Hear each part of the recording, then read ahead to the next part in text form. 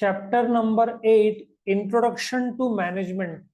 ये 11th standard का 12th के हिसाब से ओसी में सबसे इंपॉर्टेंट चैप्टर है। क्यों?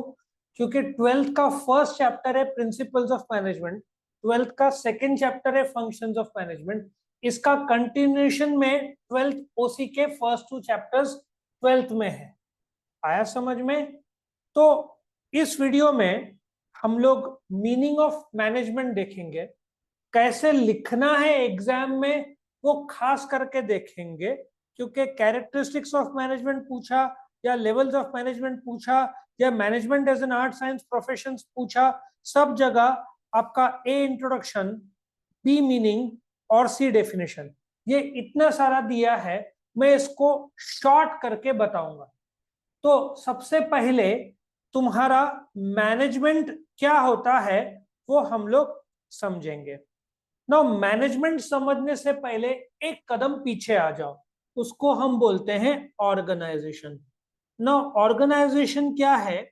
ऑर्गेनाइजेशन एक ऐसे ग्रुप ऑफ पीपल है जो साथ में आते हैं। It can be a college, it can be a company, it can be a temple, hospital, school, colleges, anything जहां पे लोग साथ में आते हैं उसको हम क्या बोलते हैं? ऑर्गेनाइजेशन। अब लोग साथ में आए, स्टार्टअप के तौर पर तुम देखते होगे ना, शार्क टैंक में 2-4 लोग साथ में आए, बट अभी तुमको काम करना है और ऑब्जेक्टिव गोल अचीव करना है, तो काम करना है और करवा के भी लेना है। Do you agree? सो यहाँ पे शुरू होता है मैनेजमेंट का रोल। सो ऑर्गेनाइजेशन में लोग साथ में आते हैं, लेकिन जब उनसे काम करवा के लेते हैं उसको हम क्या बोलते हैं? मैनेजमेंट।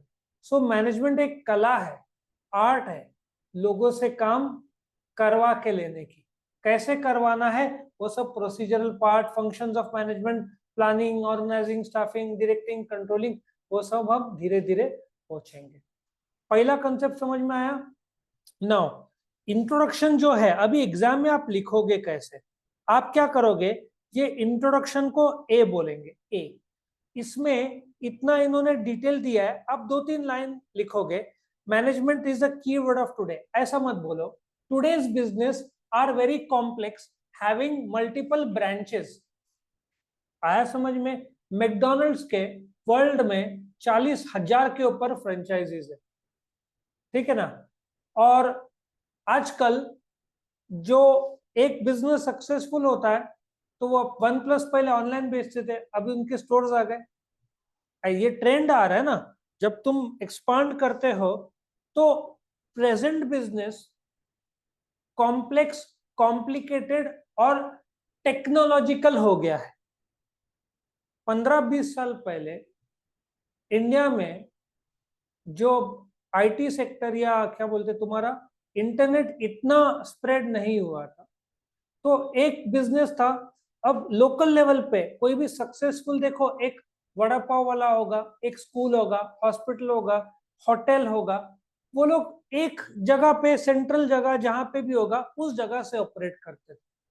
वक्त जैसे बीता, क्योंकि इफ दूसरा होटल या दूसरा कुछ एंटरप्राइज खोला, वहां किसने खा लिया, तो आजकल कैमरास का सपोर्ट आ गया है, 24 आवर्स तुम चेकअप कर सकते हो, बिलिंग सेंट्रलाइज हो गया है, वहां पे कितना बिक रहा है तुमको यहाँ पे पता चलेगा, गाड़ी कहाँ से पोजीशन में जीपीएस से ट्रैक होता है। तो present business has expanded, is complex and technological in nature, इसलिए मैनेजमेंट जरूरत हो जाती। लॉजिक समझ में आया? अभी इफ यू चेकआउट, रिलायंस में 2 लाख से ऊपर एम्प्लॉइज, ऑटोमोबाइल में सबसे ज्यादा जॉब कौन देता है? तुम्हारा वॉक्सवैगन, टोयोटा, लाखों लोग यहाँ पे 2-2.5 लाख तक ये लोग यहाँ पे काम करते हैं। इंडियन रेलवेज 10 लाख के ऊपर, इंडियन आर्मी 10 लाख के ऊपर। सोचो मैनेजमेंट कैसे करोगे, ठीक है ना? तो इंट्रोडक्शन, जैसे बिजनेस बड़ा होते जा रहा है मैनेजमेंट का नेसेसिटी शुरू हो रहा है। तो मीनिंग, अब the English word manage comes from the Italian word मैनेग्रे। ना मेरा एक एडवाइस है आप लोग को, आप क्या कर सकते हो इसको मैं बताता हूँ। ये जो ए पार्ट है ना, इधर ए लिखो डिराइवेशन, ये जो ए डिराइवेशन लिखना, ठीक है, और यहां पे इतना डिराइवेशन। सो जो मैनेजमेंट का मैनेज वर्ड है वो एक इटालियन वर्ड मैनेगर है, जहां पे हॉर्स मतलब टू हैंडल अ हॉर्स, और जो मैनेगर है वो लैटिन वर्ड मनुस, और बोलते हैं ना एगेरे, जो हाथ से जो काम करते हैं, दैट इज लैटिन वर्ड, और उससे आ गया इटालियन वर्ड। सो ये आपका इंट्रोडक्शन हो गया। नेक्स्ट आप क्या करोगे, आप लिखोगे बी, यहाँ पे introduction 2 line, management is complex with technological requirement in the modern environment. को लॉजिक समझ में आया? ऐसा आप लिख सकते हैं बी इंट्रोडक्शन में। मतलब मैं आपको पहला ए क्या बोल रहा हूं, डिराइवेशन लिखना एग्जाम, उसके बाद बी इंट्रोडक्शन लिखना, और सी आपका होगा मैनेजमेंट, ठीक है। सो मैनेजमेंट में let us understand traditional concept और मॉडर्न कंसेप्ट, दो विचारधाराएं हैं मैनेजमेंट के, ठीक है। सो मैनेजमेंट का ट्रेडिशनल कंसेप्ट 100 साल पहले, 100-125 साल पहले मैनेजमेंट का कंसेप्ट क्या था? मैनेजमेंट एक कला है लोगों से काम करवा के लेने की। ये 100 साल पुराना डेफिनेशन। तो इसको मैं क्या करूंगा, जो मैनेजमेंट को एक तो मैं ट्रेडिशनल आउटलुक दूंगा, एक मॉडर्न आउटलुक दूंगा। ट्रेडिशनल और मॉडर्न विचारधारा में देखो कैसा परिवर्तन आया है। ट्रेडिशनल आउटपुट में या डेफिनेशन में management getting things done through others, लोगों से काम करवा के लेने का डेफिनेशन था। लेकिन ये डेफिनेशन में तुम लोगों को मशीन की तरह ट्रीट कर रहे, आ रहा है समझ में?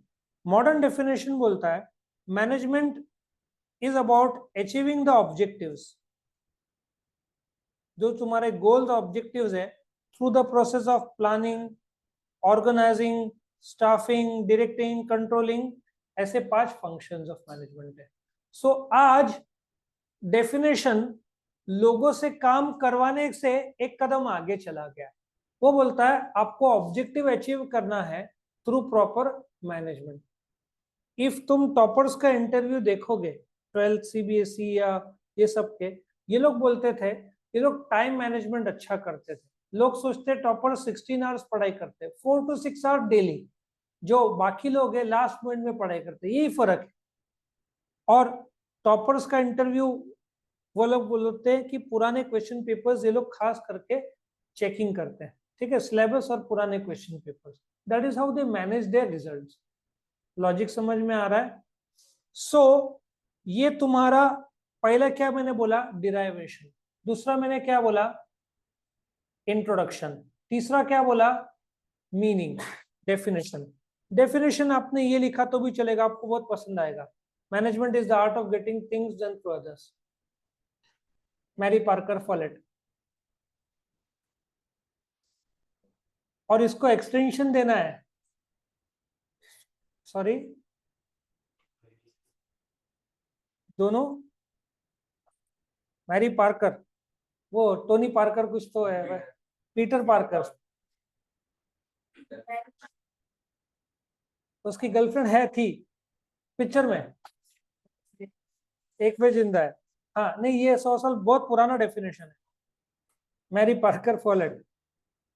ये तुम्हारा एक्चुअली ट्रेडिशनल डेफिनेशन है, इसमें भी तुम इसको 2 भाग कर सकते हो। तुमको डीप स्टडी करना है, इसको ट्रेडिशनल डेफिनेशन बोलो, ठीक है।